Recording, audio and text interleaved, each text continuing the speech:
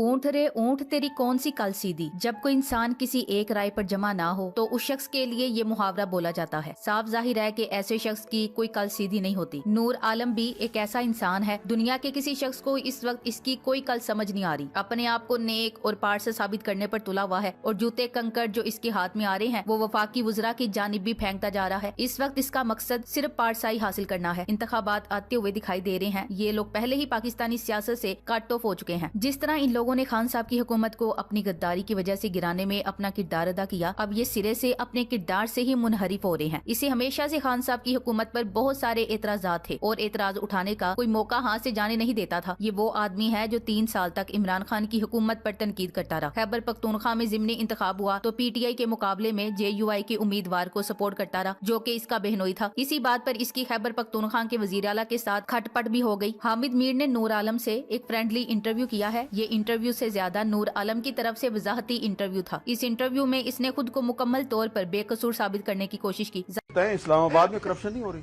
इस्लामाबाद में हो रही है कि यहाँ पे किस चीज की होती है, यहाँ पे प्लॉटों का होता है, यहाँ पे प्लाजे होते हैं। नहीं, यहाँ पे तो जाहिर है इसे अंदाजा हो रहा है कि आइंदा इंतखाबात सर पर हैं। PDM हुकूमत में जो मजे उठाने थे उठा लिए, अमेरिका के दौरे कर लिए, दुनिया घूम फिर कर देख ली, जो अयाशी करनी थी वो कर ली। अब वापस पाकिस्तान आना है, इलेक्शन लड़ना है, किसी न किसी तरह जीत कर फिर से असेंबली में पहुंचना है। खान साहब के दौर में वजीरों मुशीरों के ऐसे मजे कहाँ थे। शोबाज की कैबिनेट का शायद ही कोई मेंबर ऐसा रह गया हो जो सरकारी खर्च पर अमेरिका और यूरोप के टूर न करके आया हो। हमारा ख्याल है इनके व्हाट्सएप सहाफी रह गए होंगे। इसने हामिद मीर को शोबाज दौर के अजब करप्शन की गजब कहानी भी सुनाई, जिस पर हामिद मीर ने बहुत दिलचस्प तबसरे किए। नूर आलम ने एतराफ किया कि शोबाज की हुकूमत में वज़रा 50,000 तक लेकर भी लोगों के काम कर रहे हैं। प्लॉट, जमीनें, रिश्वत इसके अलावा है, मगर एक मंडी लगी हुई है। 1,02,50,000 में भी काम कर दिया जाता है, जिससे जितना मिलता है उतना हासिल कर लिया जाता है। नूर आलम जैसे लोग चुल्लू भर पानी में डूब ही नहीं मरते। अपने मतलब के लिए सच बोलेंगे, अपने मतलब के लिए दोस्त को भी पकड़वा देंगे। जहाँ अपना मफाद होगा वहाँ कुरान पाक उठा लेंगे और कस्में भी खा लेंगे। इसी वास्ते हमने ऊंट की मिसाल दी। आज नूर आलम करप्शन की कहानियां सुनाने की बजाय एहतजाज नहीं कर रहा। आज इसकी अखलाकियात मर चुकी हैं। इमरान खान के दौर में तो ये इंसान हर रोज तूफाने बदतमीजी मचाता था, हर बात पर रोला डाल देता था। इसे इमरान खान के दौर में महंगाई का कीड़ा तंग करता रहा। कोई इस आदमी से पूछे कि महंगाई इमरान दौर में थी या आज के दिन है, और इस महंगाई के खिलाफ तुमने कैसे एहतजाज रिकॉर्ड कराया है। ओहदा लेकर जमीर बेच दिया, इससे बड़ा क्या जमीर का सौदा होगा। इस ड्रामेबाज ने प्लान के मुताबिक हामिद मीर के शो में कुरान पाक उठा लिया और कस्में खाने लगा, जबकि किसी ने इसे कुरान उठाने का चैलेंज नहीं दिया था। अपने हलके के लोगों पर खुद को सच्चा साबित कर रहा था। खैर, पठान तो वैसे ही कुरान पाक पर जान देते हैं। अब एक शख्स हाथ में कुरान पाक थाम कर अल्लाह और इसके रसूल सल्लल्लाहु अलैहि वसल्लम की कस्में खाकर कहेगा कि मैं बेकसूर हूँ, तो इसके वोटर्स तो इसे यकीनी तौर पर माफ कर ही देंगे। इस वोट को हासिल करने के लिए नूर आलम ने कुरान पाक हाथ में उठा लिया। इन जैसों ने कुरान पर हलफ उठाकर बलोचों से वादा खिलाफी की। इन जैसों ने कुरान पर हलफ उठाकर कहा कि हमने वोट नहीं बेचा और फिर पकड़े गए। बाकी नूर आलम साहब ठीक है, आपने पैसे नहीं लिए होंगे, मान लेते हैं, लेकिन ये ना कहें कि मैंने पाकिस्तान से गद्दारी नहीं की। आपने गद्दारी की है कि नहीं, आपके अल्फाज कौम को याद है कि आपने एक बयान में कहा कि महंगाई की वजह से मैं PTI को छोड़ा हूँ। जरा बताएं आज महंगाई कहाँ पहुँच गई है। आज आप PDM के खिलाफ क्यों आवाज बुलंद नहीं कर रहे। बात यह है कि खान साहब आपको खाने नहीं देता था, अब महंगाई खत्म हो गई है, या मुंह में जुबान नहीं रही, या जमीर मुर्दा हो गया है। प्रोपेगेंडा चैनल पर बैठकर ऐसी ही बात की जा सकती है। पाक कलाम को हाथ में रखकर बात करना समझ से बाहर है। खैर, अल्लाह ताला की अदालत में सब क्लियर हो जाएगा। ये सोचने की बात है कि हमेशा जियो पर ही क्यों कुरान पाक का हलफ लिया जाता है। ये चैनल यहूदियों की एक साइकोलॉजी है, इस पर अमल कर रहा है। इसके तहत किसी भी मुकद्दस काम को मीडिया पर सरेआम कराया जाए, यहाँ तक कि इस काम की आदत हो जाए और वो माशरे में आम हो जाए। इसीलिए जियो हमेशा इसमें पेश पेश रहता है। नूर आलम से कौम सवाल कर रही है, अब वो बताएं कि आज महंगाई खत्म हो गई है ना पाकिस्तान में। अब इन लोटों की पाकिस्तान अवाम ने जगह मुकर्रर कर दी है और वो है बाथरूम, और साथ में लिख भी दिया है ऊपर, ये लोटे सिर्फ बाथरूम में ही इस्तेमाल के लिए हैं, कोई बाहर लेकर ना आए। नूर आलम को शायद पता नहीं है कुरान पढ़ने और अमल करने के लिए है, ना कि कस्में उठाने के लिए। जब आपका अमल आपकी जुबान के मुतजाद हो जाए तो फिर आप कुरान उठाकर बताते हो कि मैं सच कह रहा हूँ, जबकि अपने आप को सच्चा इंसान साबित करने के लिए इंसान को कुरान पाक उठाने की जरूरत नहीं होती। इसके अमाल ही इसकी सच्चाई का सबूत होते हैं। लगता है नूर आलम साहब के पल्ले अमाल की सच्चाई नहीं है, इसीलिए वो कुरान उठाकर अपनी सच्चाई साबित करने पर तुले हुए हैं। बोल रहा है वुजू में फिरता है। हामिद मीर के प्रोग्राम में तो हदीस का दर्स होता है। जो आलम साहब कुरान साथ लाए हैं। ये वो लोग हैं एन जंग के वक्त गद्दारी करते हैं मुनाफिक और भाग जाते हैं। झूठ और सिर्फ झूठ। मान लिया इसने पैसे नहीं लिए, पर इसको लगा था पीटीआई का अब कोई मुस्तकबिल नहीं, इसलिए इस लालची ने गद्दारी की और गद्दारी करने वाले की भी सख्त सजा है। प्लान के साथ कुरान साथ लाया। इस हद तक सियासत में जाना पड़ता है तो लानत ऐसी सियासत और सियासतदानों पर, कस्में उठा के माल और सियासत बेच रहे हो। ये हाल है हम मुसलमानों का। अपनी सफाई देने के लिए कुरान हाथ में पकड़ना पड़ रहा और अल्लाह और इसके रसूल सल्लल्लाहु अलैहि वसल्लम की कस्में खाना पड़ रही हैं। अफसोस सद अफसोस। इस पर यकीन तब किया जा सकता था जब कौम ने इसे सिंध हाउस में ना देखा होता, और जिस होटल में इन्हें रखा हुआ था उसमें क्या शराब और शबाब की महफिल नहीं होती थी। और सबसे बड़ी बात कि जिस पार्टी के टिकट पर आप कौमी असेंबली के रुकन मुंतखब हुए थे उस सीट से इस्तीफा दे देते और दोबारा जीत के आ जाते, तब हम मान भी लेते। 3 साल महंगाई पे बात करता रहा और आज जब पीडीएम की हुकूमत ने सारी महंगाई 200 गुना कम कर दी है तो ये खुशहाल होके अमेरिका के दौरे पे निकल गया था फिटे मुंह। बस इसी क्लिप में इसकी सारी कहानी खुल गई। पहले ये महंगाई का रोना रोता था, अब इसका ये कीड़ा मर गया है। टके टके पे बिकने वाले सियासतदान, एंकर और मीडिया हाउस अगर कुरान पाक को अपने काले करतूत छुपाने के लिए इस्तेमाल करेंगे तो इसी कुरान की मार की जद में आएंगे इंशाल्लाह। वोट था या नहीं, जिन लोगों ने इस रजीम चेंज में मशवरा भी दिया है वो इसमें शामिल है। हस्ता बस्ता मुल्क तबाह कर दिया। सियासी माशी नुकसान अलग। ये लोटे तब कहाँ थे जब जगह जगह चिल्लाते थे कि इमरान खान ने बहुत ज्यादा महंगाई कर दी है इसलिए हुकूमत का साथ नहीं दे सकते। अब तो लोटों को हर शय सस्ती नजर आ रही होगी। जिस इलाके से भी लोटे हुए हैं अवाम को चाहिए अब इनकी जमानत जब्त हो बस। पीडीएम को हुकूमत दिलाकर नूर आलम को चेयरमैन पब्लिक अकाउंट्स कमेटी यानी पीएसी का ओहदा बतौर रिश्वत दिया गया। बाद